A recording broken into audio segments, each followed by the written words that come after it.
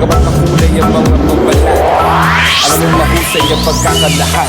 Mga tunay na ganap, isinulat ng parak. Kaya wag ka nang magulat kung magtutugma lahat. Sapagkat ito'y galing sa memorya, isang napaka-importante na istorya. Ito ang aking personal na testimonya, pangontra sa mga ignorante na teorya. Ito ay tunay na buhay, wala akong dahilan para magsinungaling at mga detalye palitan. Ito ang kwento kung paano kami tinaniman ng marijuana ng mga parak na mukhang Taliban. Bandang alas 8 ng gabi sa Pilipinas, sa isang gusali kung sa may umbigas. 8 oras bago ang rehas ay mahimas. Kasama ko si Ron Henley na Stick Figures. May interview kami sa radyo nung gabi na yun, tungkol sa marijuana at sa legalisasyon. Pagkatapos namin umalis agad sa istasyon, dahil meron tayong pupuntahang isang okasyon dun sa poblasyon, birthday donation. Yun lang ang alam ko na detalye pa noon. Medyo masama ang panahon, umaambon, kaya tinext ko na si Uncle, pumunta ka na ngayon. Humiwalay na si Ron, sumakay ng taxi, dahil bukas may recording pa kami ni Clancy. Utol kong si Idol, sinundo ako sa lobby gamit ang aming Subaru na punong Ferrari. Saan tayo pupunta? Private daw na party, yung reception ay sa hotel dun sa Makati. Baka na may cancer, kumontak ang kanyang mami. Idol ako ng anak at rap ang kanyang hobby. Pangalan daw ay Sean, walang paki sa money, kasi handang magbayad kahit magkano si daddy. Lumambot ang aking puso nung una ko narinig. Naawa ako kay Sean, mga luha ng lilit. Nung nalaman kong lagay na daw ng bata tagilid. Di nyo kailangan magbayad, pupunta ko sa event. Rekta sa makanika, traffic ay kakilit. Kasama ko si Ruth at si Ivan, ang sikip at si Kuya Albert, yung driver kong mapait. At siyaka si Aydin, aking manager at kapatid na merong thalassemia. Isang kakaibang sakit, kailangan niya lagi salinan ng dugo na pantawid. At dahil malapit lang sa hotel yung makalimid, sumabay na lang siya sa amin para mas makatipid.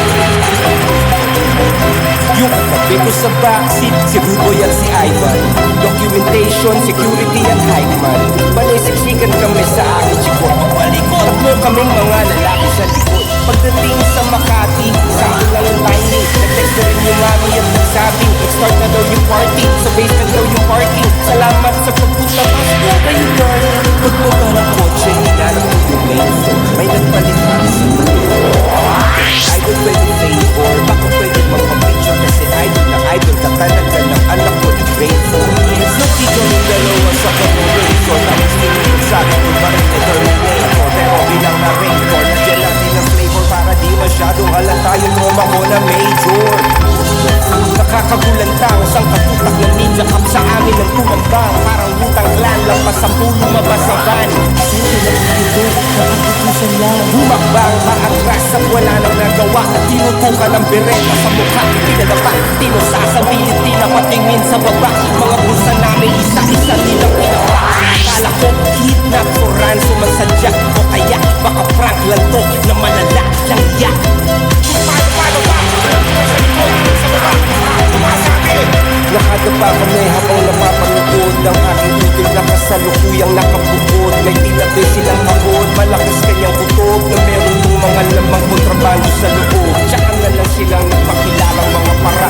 Isa na sa mga kasama nila na sapak. Walang uniforme at nakamaskara lang lahat. Walang Mirandang binasa, basta-basta lang agad. Sikat na hotel at ang nakakapagtakay. Maraming CCTV, lahat nakapangay. Wala man lang bodycam na nakalagay. Kahit kuha man lang ng cellphone gamit kamay. Sabi daw ng pulis siya, sa'kin daw na kumbisa. Pero di makumpirma, kasi walang kahit isang saksi na pumirma. Walang video ng palitan magmula ng umpisa. Kung under surveillance pala, dapat may footage ka. Diba? Kung under surveillance pala, dapat may footage ka. Kung normal na tao, nagpa-viral pag nahuli siya, paano naman kayo isiluli? Nung nasa punto yung ideya at aking inundila, mga ulo nila bigla nagkaroon ng bumilya. Para ma-promote sa pwesto, ako ang pinuntiriya ng mga ninja cops na gustong magbida-bida. Bigla silang nakaisip ng ideya, kasi napanood kong nila yung live ko sa ideya. Nung binan nila yung kantang amats dahil sa tema, pero Maria Kibaga ni Sasa, walang problema. Abang bunyeta, talamak na ang taniman. Bypass daw kaso bakit parang madalian? Di ba dapat pinaghahandaan yan at kalimitan? Minaman-man na ng malayuan, malapitan. May mga kamera na nakatago sa pagitan, kaya medyo hito kasi walang video ng palitan. Ako na